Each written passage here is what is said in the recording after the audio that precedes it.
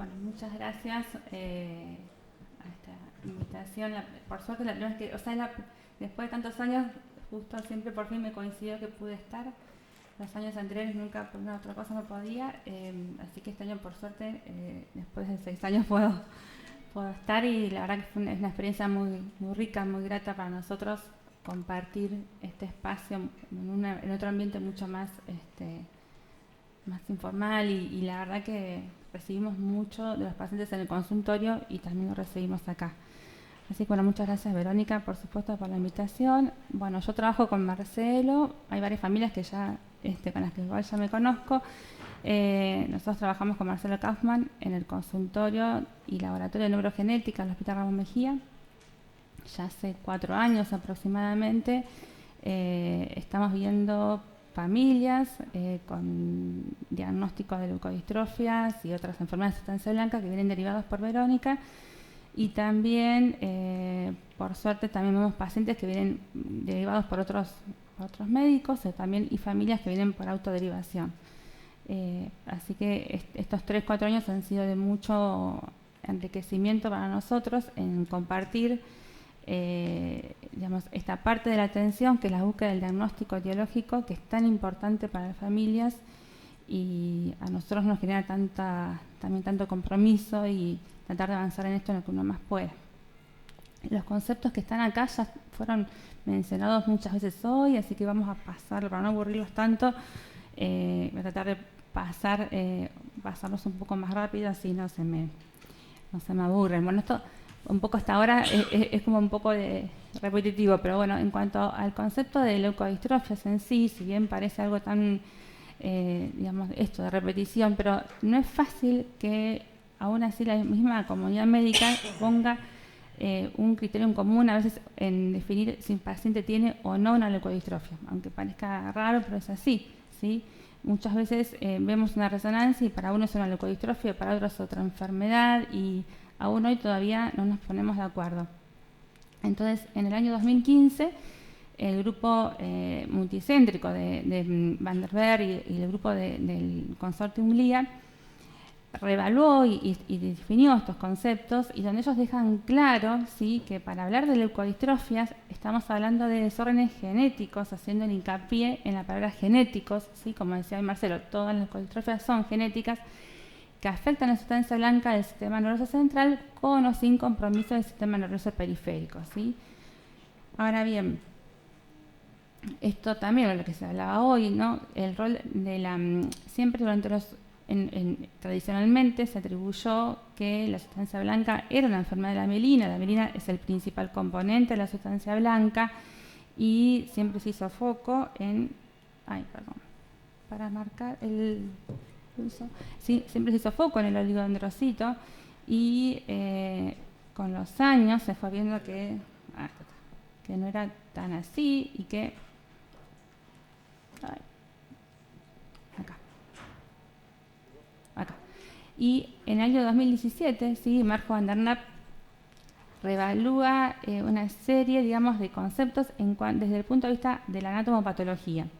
Entonces, ahí ya se establece en el grupo de Van der Naap, ¿sí?, una nueva clasificación de las leucodistrofias, que tal vez no es muy clínica y para nosotros, pero es muy importante proyectándose en todo este desarrollo de modelos farmacológicos y terapias en desarrollo, ¿no? Y ellos ahí hacen hincapié en esto, lo que se mencionó hoy varias veces, que la patogenia no pasa solamente por el oligodendrocito, ¿sí?, sino también por los astrocitos, por otros tipos celulares no neuronales, y que todos llevan... Está mal, sale cortada las diapositivas, pido perdón, no sé por qué, debe ser un problema de formato del PowerPoint, que todos confluyen en un depósito normal o de la mielina, pero que hay muchas patologías diferentes mezcladas en una leucodistrofia. Y en el año 2018 también se sigue insistiendo en este concepto de que no todo pasa por la mielina, y en el año 2019 en un Lancet Neurology nuevamente Van der Naap, Nicole Wolf establecen y hacen hincapié en este concepto. Así que todas las leucodistrofias son desórdenes genéticos que afectan la sustancia blanca del sistema nervioso central, pero ya le agregan esto, ¿sí?, a la definición, que es independientemente del componente de la sustancia blanca y del proceso molecular involucrado, ¿sí? Y ellos también después terminan concluyendo que en realidad, a pesar de todo esto, hoy por hoy no hay definiciones perfectas de leucodistrofia y que dependen mucho del estado del conocimiento al momento de la definición y por ende sujeto a cambio como van cambiando los conocimientos. Y también estos otros términos que a veces, muchas veces, los vemos usados indistintamente y que a veces generan confusión a los padres, ¿sí?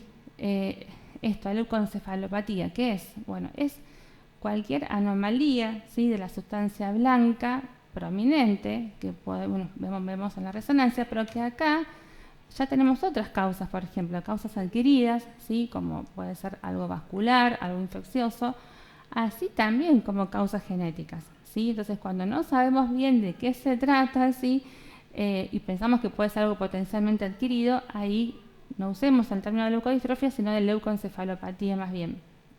Y otro término que también a veces se usa en forma también aleatoria es el leucoencefalopatía genética. ¿Qué es esto? ¿Es una leucodistrofia? En realidad acá estamos viendo anomalía de sustancia blanca, pero lo que predomina en el cuadro clínico del paciente es otra manifestación que ya no depende tanto de la sustancia blanca, sino de la sustancia gris, ¿sí?, de la corteza de las neuronas, y allí tenemos compromiso de otro tipo, por ejemplo, como convulsiones prominentes, ¿sí? Vemos sustancia blanca alterada, pero también tenemos otros síntomas que nos hacen entender que hay compromiso de sustancia gris, y ahí lo definiríamos como una leucoencefalopatía también genética, pero la sustancia blanca no es lo más afectado. Y tradicionalmente, desde el punto de vista de las imágenes, ¿sí?, esto que ustedes, los papás, siempre escuchan y hablan del que ven en los informes y leen los informes y del T2 y el T1, ¿qué es esto? Son básicamente formas que nos sirven a nosotros para entender un poquito más lo que estamos viendo en las resonancias, y básicamente siempre hay estas dos, son secuencias que nos fijamos siempre, que nos ayudan a saber si podemos estar ante un caso en el cual haya menos desarrollo de la mielina, ¿sí?, hay una hipomielinización, o bien que esa mielina se formó y luego se destruyó, ¿sí?, que sería este grupo de las leucodistrofias demielinizantes. Ahí, fíjense que por ahí este brillo de que vemos aquí es mucho más tenue, más apagado que esto. Entonces, interpretar la imagen a veces no está, acá esto es un caso muy florido, pero a veces no es tan fácil interpretar la imagen, y de ahí la importancia para nosotros a veces de trabajar en equipo y verla entre varios médicos y verla con especialistas en imágenes, porque no es tan sencillo discernir a veces esto, ¿sí? A veces también podemos hacer que vemos que hay en un niño menor de 2 años, podemos ver que hay menos mielina, y tal vez ahí es importante tratar de hacer un control de resonancia después de los 2 años. Tal vez el médico, ustedes a veces han pasado por eso, no, vamos a hacer una nueva resonancia en 6 meses. ¿Para qué? Para ver si esta mielina avanzó o no avanzó. Si no avanzó, ahí es motivo de preocupación y de comenzar a estudiar al paciente. Este es un grupo, es un listado, ¿sí? En el 2015 el consortium GLIA estableció en la clasificación, incluyeron más de 90 entidades, ¿sí?, dentro de las cuales en ese momento, en el 2015, hablaban más de 30 leucodistrofias.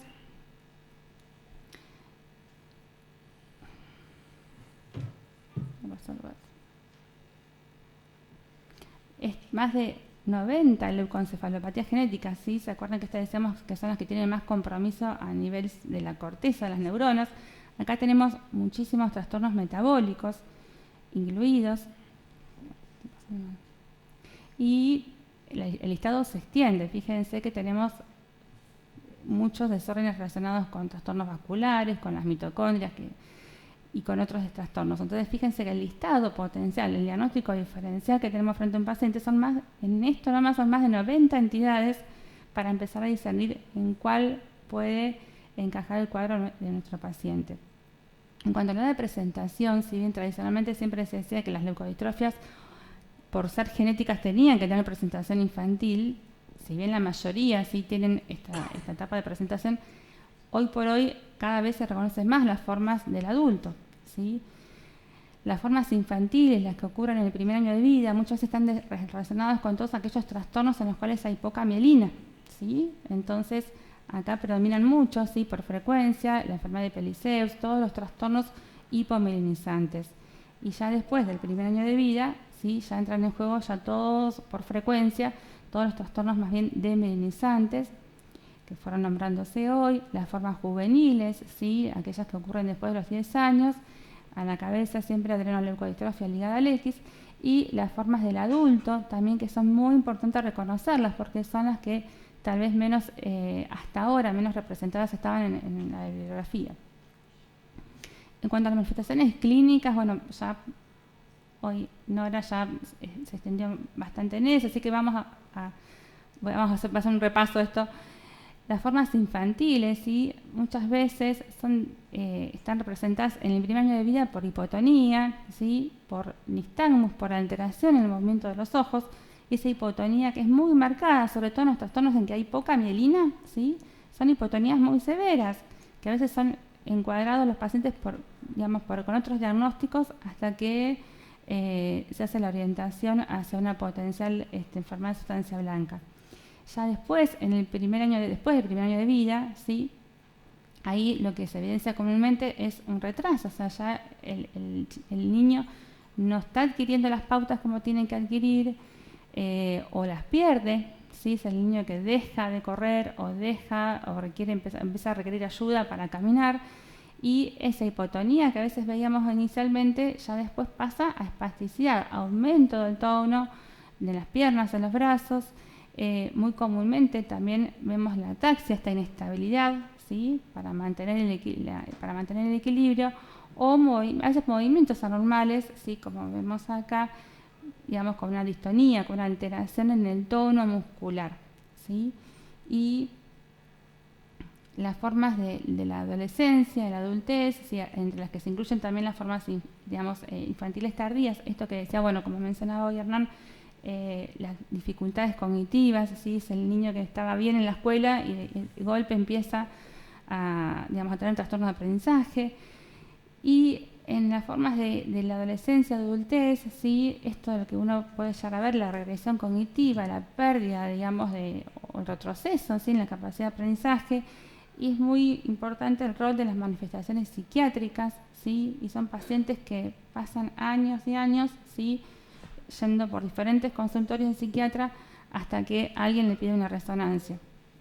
Y las manifestaciones, las alteraciones motoras acá son mucho más sutiles, más solapadas, no son tan predominantes como la del niño, ¿sí? A veces podemos encontrar algo de espasticidad, ¿sí? Y hoy, como se mencionaba, por ejemplo, en la forma de Alexander del adulto, esto es común, ¿sí? Los trastornos a nivel motor, a nivel bucal, disartria, disfagia. Pero esta forma tal vez es la menos florida desde el examen neurológico y es más cognitivo, psiquiátrico, y es la que todavía, me parece que acá hay mucha demora todavía en el diagnóstico.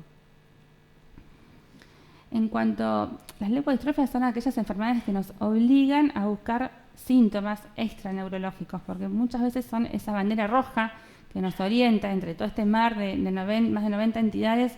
Encontrar un signo que nos ayude es valioso. Entonces, comúnmente las manifestaciones endocrinológicas, ¿sí? Como ya sabemos, ¿sí? El encontrar signos compatibles con insuficiencia adrenal para pensar en una potencial enfermedad de Addison. El déficit del hipogonadismo hipogonadotrófico, ¿qué es esto? Es la deficiencia en producir hormonas que nos hagan crecer y desarrollarnos puberalmente, ¿sí? Es muy común encontrarlo en esta entidad que es el 4H, todas las leucodistrofias relacionadas con este gen de POLR3. También el déficit de crecimiento, ¿sí? Es otra alarma que nos puede orientar hacia este tipo de leucodistrofias.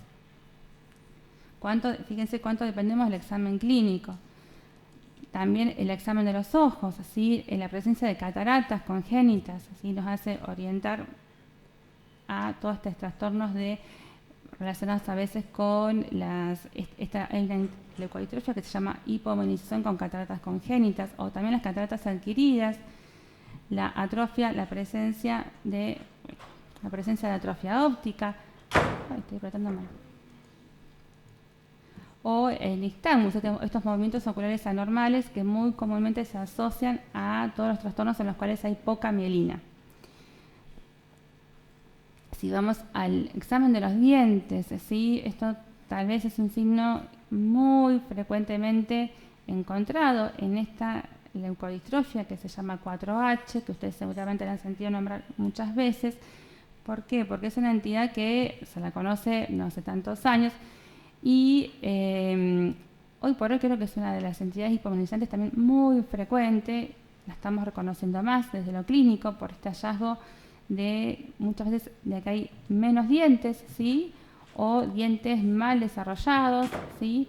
O pérdida de piezas dentarias. Entonces, tal vez esto que tal vez un paciente que venía con una historia, una resonancia no caracterizada, encontrar alguna alteración dental rápidamente nos puede sugerir buscar, ¿sí? Los genes que están asociados a esta entidad.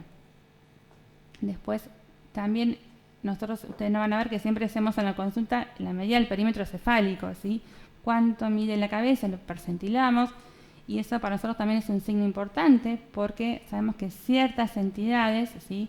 Como la enfermedad de Alexander, como la enfermedad de Canavan, la leucoencefalopatía megaloencefálica, la enfermedad de Van der Napp, tienen, sí, como parte de lo que uno puede encontrar en el examen físico, una macrocefalia, es decir, un perímetro cefálico más aumentado. Después también es otra cuestión muy importante en las mujeres, buscar signos de fallo ovárico, ¿sí?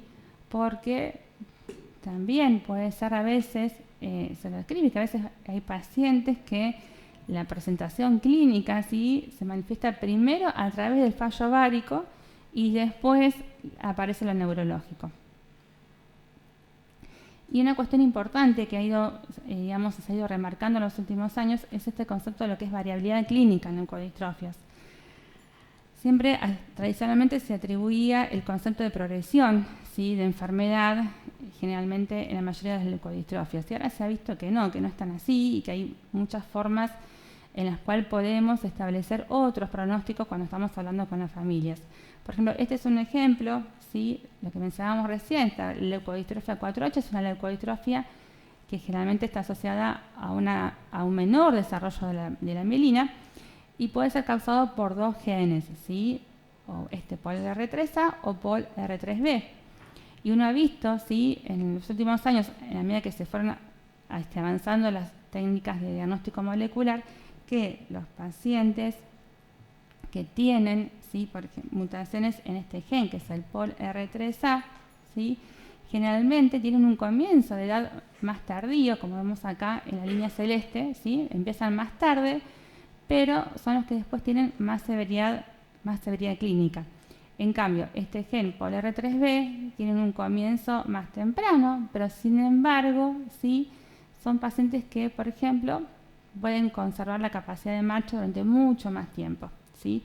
Entonces, miren qué importante es conocer, tener identificado cuál de los que no solamente ya decir, bueno, nos parece que es un síndrome 4H porque tiene alteraciones dentales y todo. Y no, es importante saber de esos genes cuál es el que está comprometido en nuestro paciente porque el pronóstico es diferente. También hay otras formas. En los últimos años se han ido conociendo más genes asociados a menor desarrollo de la mielina, ¿sí? Y se ha visto que también hay otros genes que parecen un peliceus porque comienzan muy tempranamente, ¿sí? Son pacientes muy hipotónicos, temprano, con nixtamus, igual que un peliceus, pero que después, a largo plazo, estos pacientes, ¿sí? Mantienen la capacidad de marcha, tienen un mejor desarrollo motor a lo largo de los años. Entonces es otro pronóstico muy diferente, ¿sí? Y también es un trastorno de la mielina y también la patogenia es similar, pero evidentemente hay otra cuestión que ya lo sabremos con el tiempo, ¿sí? En la medida que se conozcan más pacientes, porque se establece esta diferente evolución, ¿sí? O sea que aún en los trastornos de la misma categoría, ¿sí? Como un trastorno hipomelinizante, tenemos diferentes evoluciones clínicas. Esto también es interesante, hay un grupo, digamos, de cada vez más extenso de leucodistrofia que se relacionan con alguna de las proteínas mitocondriales. Y acá también vemos que en este gráfico que la digamos, cómo se relaciona el pronóstico según la edad de presentación del paciente.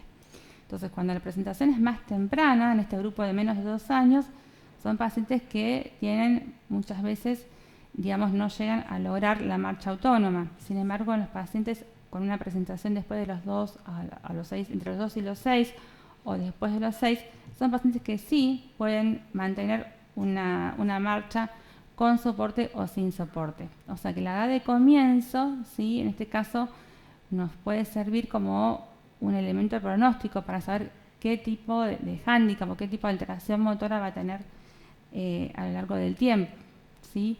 Y hay otras enfermedades también relacionadas con las mitocondrias que tienen una presentación neonatal, infantil, como muy severa, pero que después, sin embargo, sí pueden tener mejoría clínica y también mejorías desde el punto de vista de la imagen con estabilización. O sea, hacen un debut muy florido, muy severo, y sin embargo, sí, en el tiempo estos pacientes mejoran.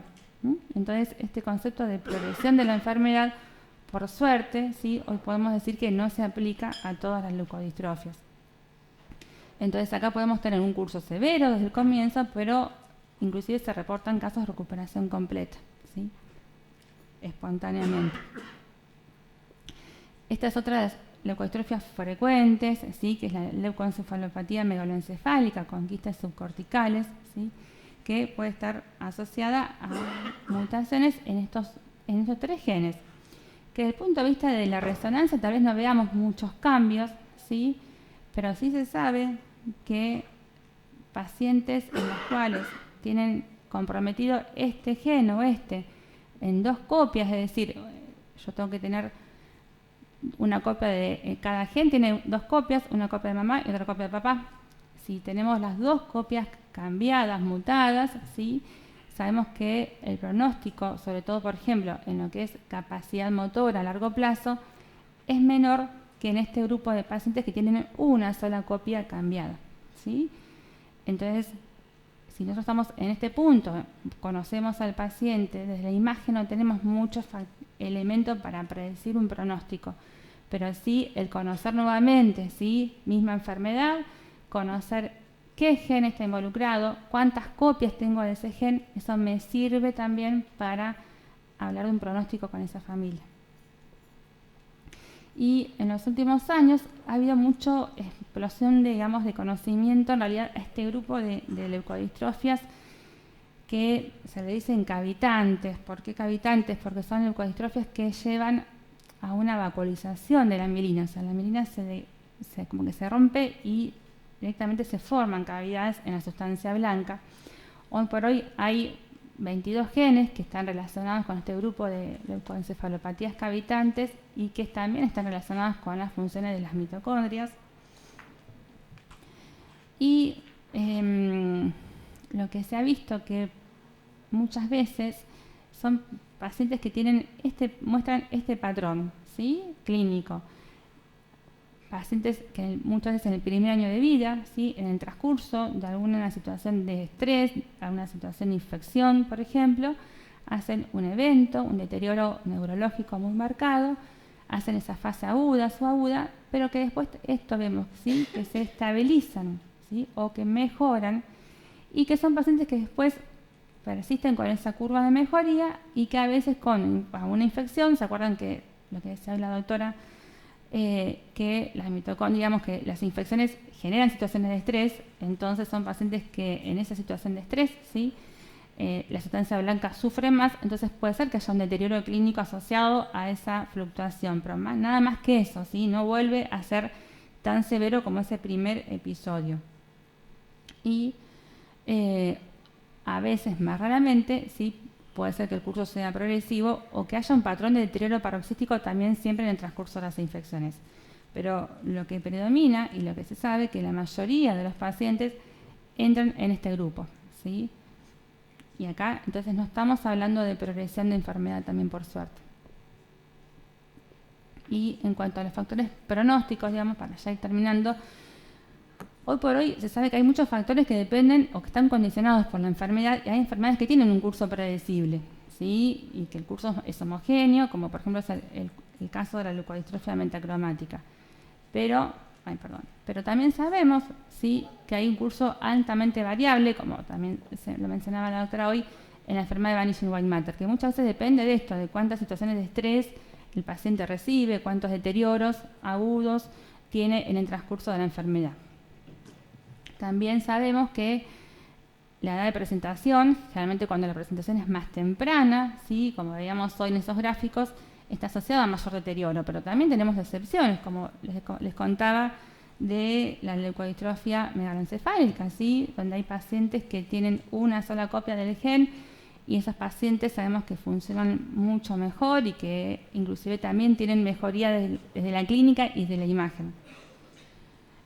Y en cuanto a la resonancia en sí, uno entendería que cuanto más extenso es el daño, el curso es más severo, pero también tenemos que tener en cuenta que, por ejemplo, en todas las enfermedades asociadas a hipomelinización, vamos a ver señales difusas en la sustancia blanca, pero ahí sabemos, como les mostraba también, que hay casos que llegan hasta la adultez y mantienen la marcha, por ejemplo.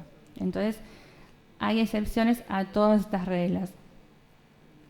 Y como ustedes saben, las leucodistrofias son enfermedades en las cuales sobre este curso clínico se pueden instalar estas etapas de deterioro, ¿sí?, muchas veces relacionadas con factores externos que determinan el curso y la duración de la enfermedad, ¿sí?, o a veces pueden ser formas de presentación. Entonces siempre es esto importante recalcarle a la familia y a los médicos tratantes la importancia, ¿sí?, del manejo, como también decía Nora, del manejo de la fiebre, de las infecciones, los traumas menores, porque sabemos que hay ciertas leucodistrofias que son marcadamente sensibles a estos factores de estrés, como son la enfermedad de Vanishing White Matter, la adrenoleucodistrofia, todo este grupo de leucodistrofias relacionadas con las mitocondrias. Cuanto al plan de estudio, uno lo que siempre tiene que tener en la mente es tratar de reconocer las enfermedades más tratables, ¿sí? Por suerte hay muchas que tenemos marcadores de laboratorio, ¿sí?, a mano para tratar de diagnosticarlas rápidamente, ¿sí? Aún así, todavía hoy por hoy tenemos muchas dificultades del manejo práctico del ámbito público en llevar a cabo con rapidez estos laboratorios, ¿sí? Y todavía estamos luchando con eso. Pero esto también el papel de la Fundación también creo que esto es importante para tratar de hacer hincapié en el reconocimiento, que no haya demora en llegar a acceder, por ejemplo, a una asesoría cercana muy larga, ¿sí? Pero en el ámbito público todavía estamos en esa dificultad, ¿no es cierto? Y estas son todas enfermedades que podemos diagnosticar en forma, digamos, accesible con laboratorio, con estudios bioquímicos, ¿sí? Después viene toda la parte ya del diagnóstico molecular, del que hoy habló Marcelo, a lo que nos dedicamos en el consultorio. Y ya para cerrar, digamos, lo que uno ha ido viendo en los últimos años, que hubo muchos progresos en el diagnóstico, ¿sí? Gracias a todas estas técnicas, digamos, al reconocimiento clínico, al reconocimiento, a la mejora en las técnicas de imagen, a los laboratorios moleculares.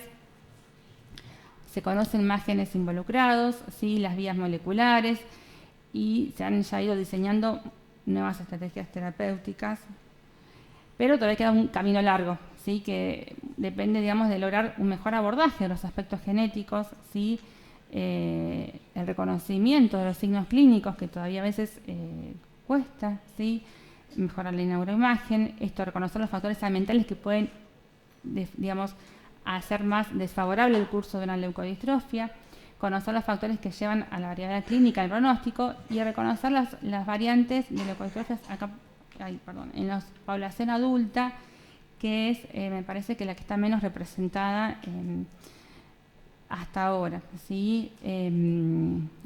Y saber que las leucodistrofias se pueden presentar a cualquier edad, que un adulto puede tener una enfermedad genética, ¿sí?, aunque haya pasado muchos años sin síntomas. Y esto, lo que para mí me faltó, esto de recalcar el trabajo en equipo, ¿sí?, que esto es trabajo del médico, del neurólogo, del especialista en diagnóstico por imágenes, del especialista en enfermedades metabólicas, del especialista en genética. Es la única forma que podemos trabajar hoy en día para el bien de los pacientes, y el reconocer lo más rápido posible el diagnóstico, que todavía estamos en nuestro país, me parece, en esa dificultad, que no se llega hay muchas familias, como ya hablábamos, ¿sí?, que pasan años y años sin diagnóstico, ¿sí? Nuestra obligación es tratar de acotar esa odisea diagnóstica. Hoy por hoy es nuestra meta de tratar de llegar al diagnóstico mucho más temprano. Bueno, muchas gracias por no haberlos cansado.